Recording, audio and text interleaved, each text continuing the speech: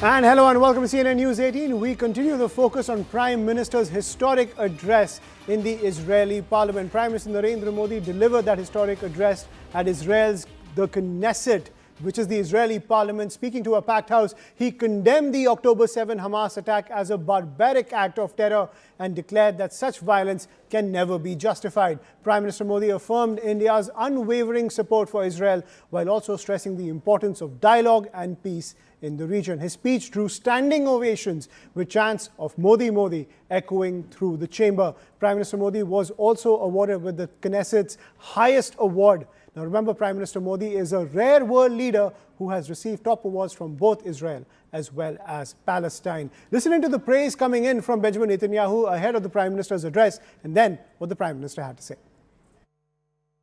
We are two ancient civilizations going back thousands of years. And if you look at where human civilization developed on the planet, it developed in a few places. And chief among them, the Indus Valley and the Jordan Valley. These are the places where enormous things developed, enormous spiritual things, conceptual things, matters of the heart, matters of the mind, matters of morality. We're two ancient civilizations,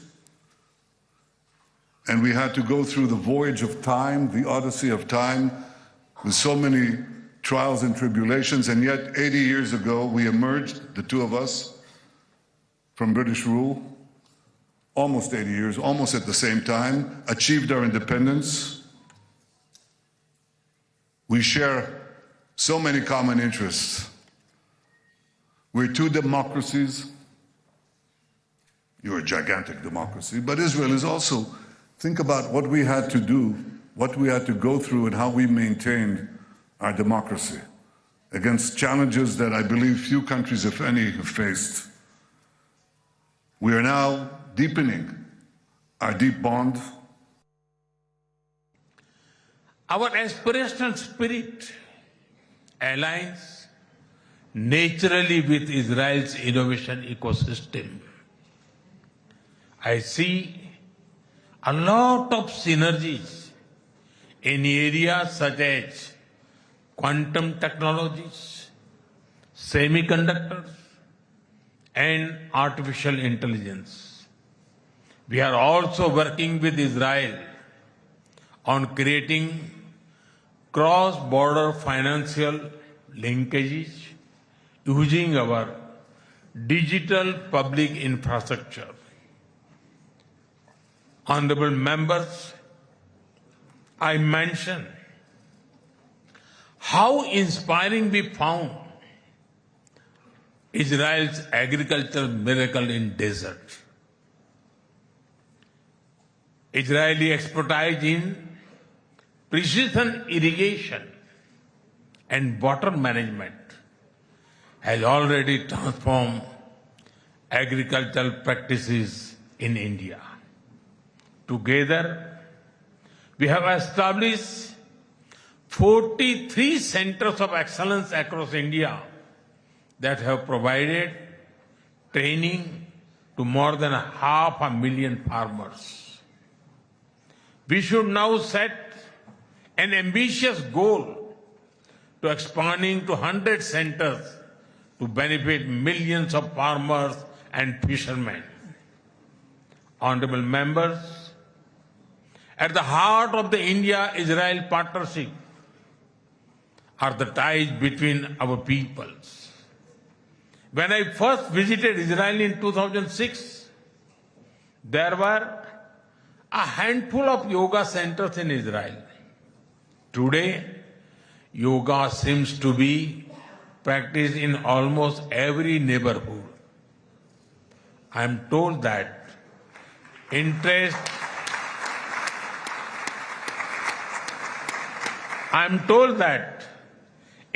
in Ayurveda is also growing in Israel.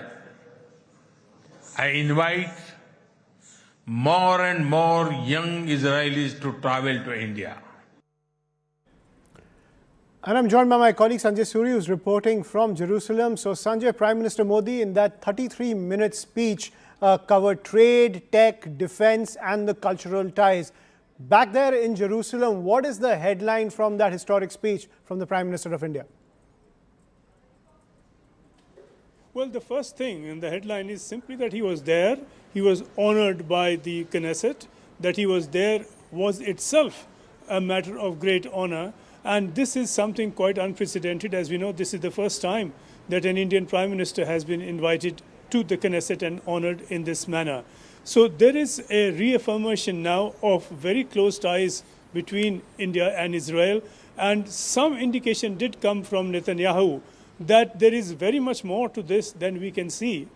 Netanyahu said that over the years, trade has been doubled, but understanding between the two countries has been quadrupled in ways that he said he cannot begin to describe. Another hint was that the two countries support one another in ways that are known and in ways that are unknown. And yet another indication that they speak very, very often on the telephone. So there's a great deal more going on than we can see on the surface. We have heard from the Indian Prime Minister about possibilities in agriculture, water management, Ayurveda, etc. But really, it's about defense, and neither Prime Minister spoke on that at great length, and understandably so. Right. And Sanjay, what could we see on day 2 tomorrow when it comes to the bilateral engagement between the two sides? Well, in the morning we have a visit to Yad Vashem, that is the Holocaust Memorial. The two Prime Ministers will go there together, and that Holocaust Memorial is really deeply emotive for Israel. It has everything to do even with the creation of Israel as a nation state. It marks the millions of Jewish people who were killed by the Nazis, and also remembers people facing anti-Semitism around the world. So that is a very important memorial. It's emotive, it's political. The two Prime Ministers will go there.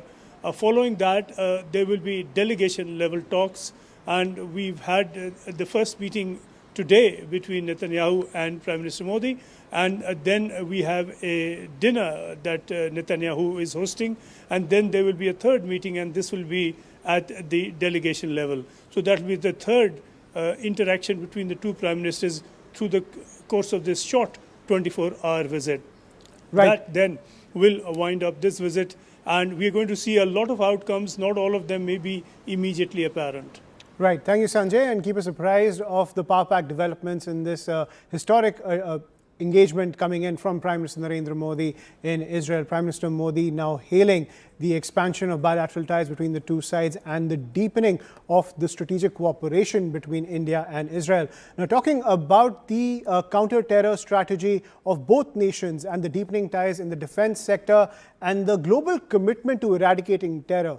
Now, someone who was central to the Israeli strategy in taking on Hamas in the wake of the October 7th attack is joining us now on the broadcast. Lieutenant Colonel retired Jonathan Conricus, a former IDF spokesperson, is joining us on the broadcast. Thank you, Mr. Conricus, for joining us on CNN News 18. Prime Minister Modi touched down in Israel and got a warm welcome from the Netanyahus. How do you see this visit as both nations bolster their strategic ties, given the fact that Prime Minister Modi has also given that historic address to the Knesset as he aims for deeper strategic ties between the two sides, primarily in the war on terror and in defense, trade, as well as tech?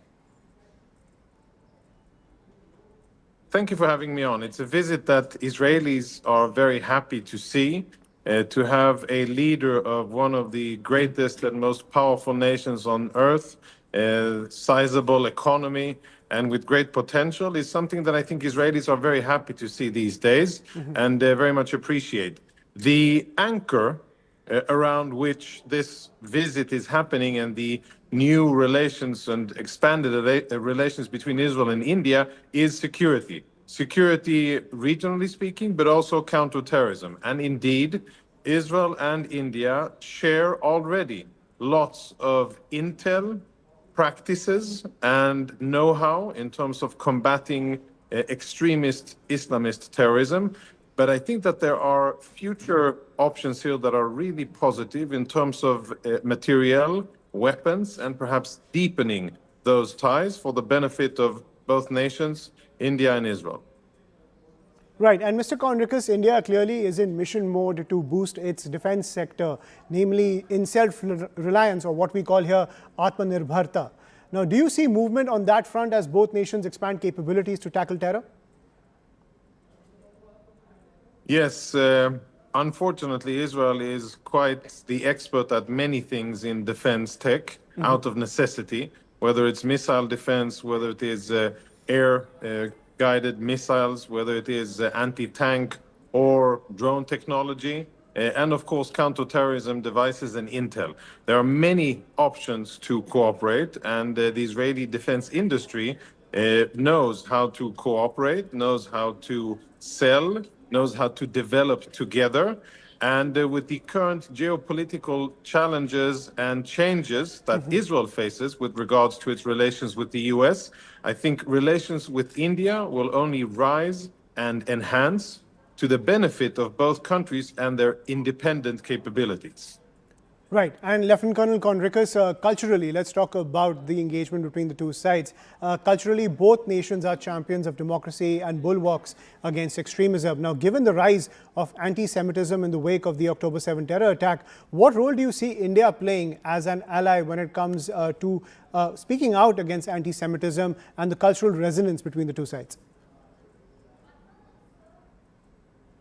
Well, I think there's a room here for greater leadership of India, because India is a rising global power that I think today is not represented well enough in international politics, whether it's at the UN or other international fora. And I think the issue of fighting anti-Semitism is an example, not perhaps the most important one for India, but it's an example of how India can take a more of a leadership role in terms of values and actually show Western countries, democracies, that India has a lot to offer when it comes to moral-based global leadership. Right, and after years of lobbying, let's talk about the elephant in the room. After years of lobbying and raising a voice against Iran, because while Prime Minister Modi is visiting Israel, those war clouds are forming over Iran. Do you see finally consensus emerging to contain Iran for regional stability?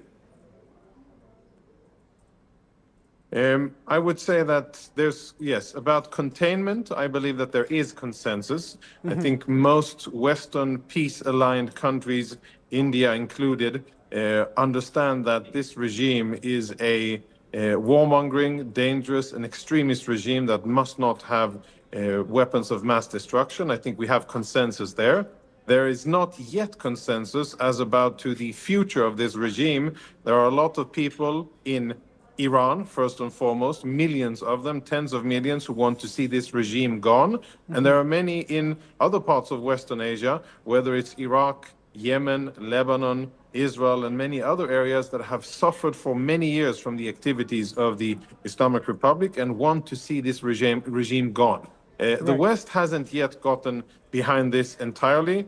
Most importantly, the US, I think, is in the works. I think major parts of the US defense establishment and foreign policy understand that this is what the future should be, but there are still additional people, European countries, that need to be persuaded. I think that this regime, the Iranian regime, is on its last legs because it is an evil, insufficient, oppressive regime that does nothing good for the Iranian people and only bad for the region. Right. Lieutenant Colonel Conricus, I got Iran out of the way. I want to shift focus back to the bilateral ties. Now, talking about the cultural resonance between the two sides, talking about the fact that both India and Israel stand on a firm footing when it comes to cooperation against terror as well as defense. Now, both nations share, as powerful democracies, they have a sharp security edge. That's something that makes Israel and India extremely distinct in the neighborhoods that they operate in. What message does this meeting send to the rest of the world? I think what India is sending is that India continues to be on the rise. It is flexing its global and political and geopolitical and military powers, and that is a positive thing. The world's largest democracy is a stabilizing force. It is a force for the better in the world. And I think that what Israel and India are saying together is that we can explore new opportunities, new alliances. We can enhance things that we started building in the past and do them much more today. And that when democracies work together, the world is safer and the people of those two countries will benefit.